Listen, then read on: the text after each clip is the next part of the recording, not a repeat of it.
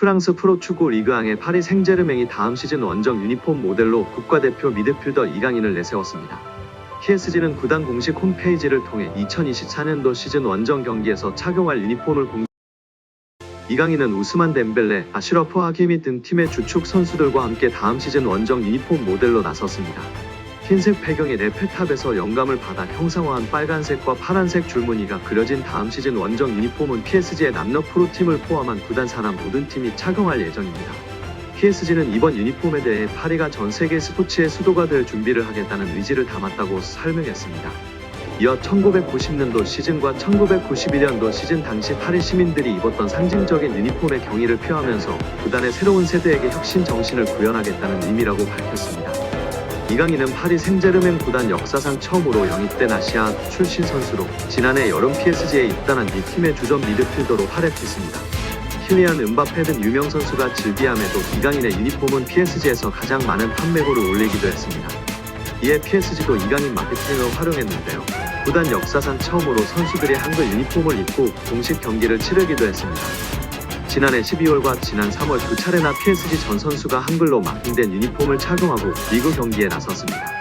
이강인 역시 지난 시즌 PSG에서 공식전 36경기에 출전해 5골 5도움을 올려 두 자릿수 공격 포인트를 기록하며 활약했습니다. 한국 축구의 차기 사령타 감독 선임 작업을 맡은 이임생 대한축구협회 기술총괄이사가 후보에 오른 외국인 감독들을 만나기 위해 출국했습니다. 축구협회 관계자는 뉴시스와의 통화에서 이임생 기술이사가 지난 2일 오전 출국했다며 이번 출장에서 3명을 만나는 거로 알고 있다고 전했습니다.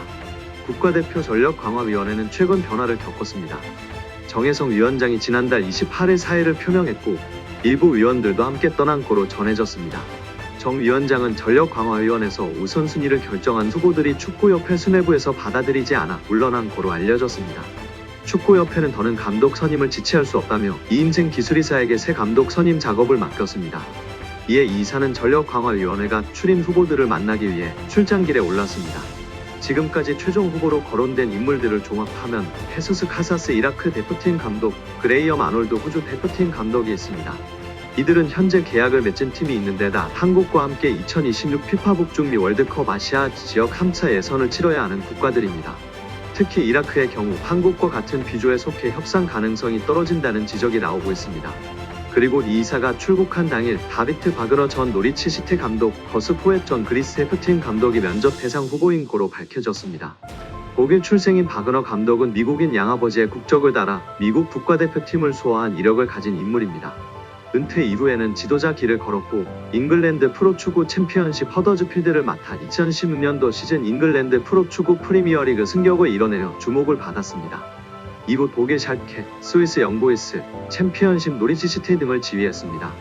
포엣 감독은 우루과이 스타 플레이어 출신으로 은퇴 이후 브라이턴, 선덜랜드, 아테네, 상하이 선화, 그리스 대표팀 등을 이끌었습니다. 특히 EPL 선덜랜드를 이끌던 2013년도 시즌 당시 기성용의 감독으로 국내 팬들에게도 익숙한 인물이기도 합니다. 두 감독 모두 한국 선수들을 지휘한 경험이 있고 소속팀이 없다는 장점은 있지만 하락세를 걷는 공통점에서 월드컵 11회 본선 진출을 노리는 한국 대표팀에 적합한 지도자인지는 물음표가 따릅니다.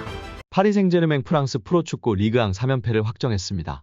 이강인은 23세의 나이에 빅리그 우승을 거두며 한국 축구 레전드 선배들의 기록을 경신했습니다. 이강인이 PSG에서 치른 첫 시즌 만에 우승 트로피를 들었습니다. PSG는 29일 AS 모나코가 올랭피크 리옹과의 31라운드 원정 경기서 2대3으로 패하면서 조기 우승을 확정했습니다. 현재 승점 70점으로 PSG가 단독 선두를 질주하고 있는 가운데 남은 경기 전패를 하고 모나코가 남은 3경기서 전승을 하더라도 현재 승점 58점으로는 PSG를 넘어서지 못하게 됐습니다. 이강인도 만 23세의 나이로 빅리그 우승 트로피를 들어올리며 한국 축구의 역사를 새롭게 썼습니다. 2018년 17세 253일이란 나이로 스페인 프로축구 발렌시아 소속으로 프로에 데뷔한 이강인이 선수 생활 동안 처음으로 경험한 리그 우승입니다. 한국 선수가 유럽 5대 빅리그인 잉글랜드, 독일, 스페인, 이탈리아, 프랑스에서 우승을 거둔 것은 역대 4번째입니다. 박지성, 정우영, 김민재이 각각의 팀에서 뛸 당시 우승 트로피를 들었습니다.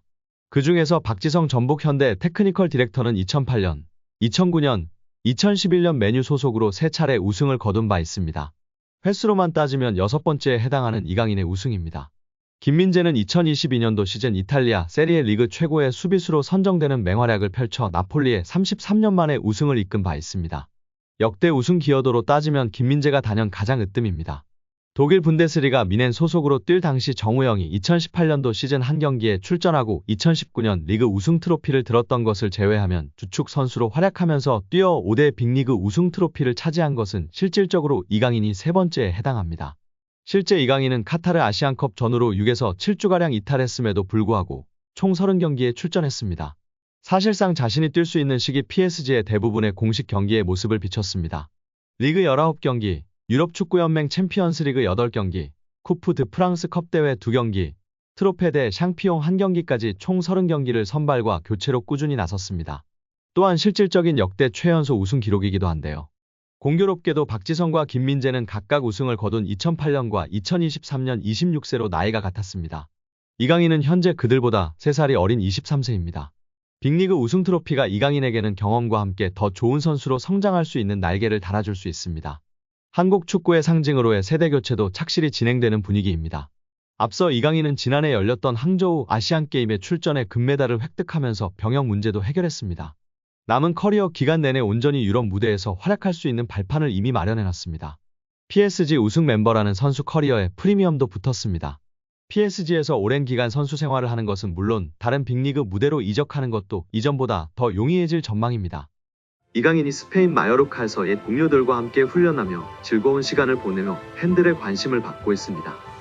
이강인은 자신의 소셜 네트워크 서비스 SNS 계정 스토리 기능을 통해 영상 하나를 게시했습니다. 과거 마요르카에서 함께 호흡을 맞췄던 베다트 무리키가 찍은 영상 속에서 이강인은 훈련 중 쉬는 시간이었는지 검정 민소매 티를 입고 반바지를 사타구니까지 끌어올린 모습이었습니다. 무리키가 자신을 촬영한다는 걸 알아차린 이강인은 주먹을 불끈 쥐어 보였습니다. 옆에서 웨이트 트레이닝 중이던 또 다른 동료 단위 로드리게스는 촬영 중인 무리키를 향해 손가락 욕을 날렸습니다. 세 사람이 마요르카 시절 얼마나 친했는지 알 수 있는 대목입니다. 10살이던 2012년 스페인 명문 발렌시아로 건너간 이강인은 발렌시아 연령별 유스팀을 거치면서 세계적인 유망주들과의 경쟁에서 승리하며 발렌시아에서도 손꼽히는 재능으로 평가받았습니다. 입단 후 꾸준히 폭발적인 성장세를 보였고 2017년 발렌시아 메스타 소속으로 프로 데뷔에 성공했습니다.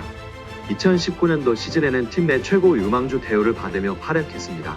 시즌 초 헤타페를 상대로 데뷔골을 터뜨린 이강인은 주로 후반 교체 자원으로 활용됐지만 선발 기회도 꾸준히 얻어 총 24경기에 출전했습니다. 2020년도 시즌에는 준주전 선수로 도약했습니다. 리그 24경기 중 16경기를 선발로 출전했습니다. 코파델 레이까지 총 27경기에 출전해 1골 4도움이라는 준수한 성적을 냈습니다. 하지만 시즌 후반기에는 벤치를 지키는 경우가 많아졌고 구단 재정이 악화된 발렌시아가 많은 팀들의 관심을 받기 시작한 이강인을 판매하는 쪽으로 입장을 바꾸면서 이 시즌을 끝으로 발렌시아와 작별했습니다. 이때 이강인을 받아준 팀이 바로 마요르카였습니다.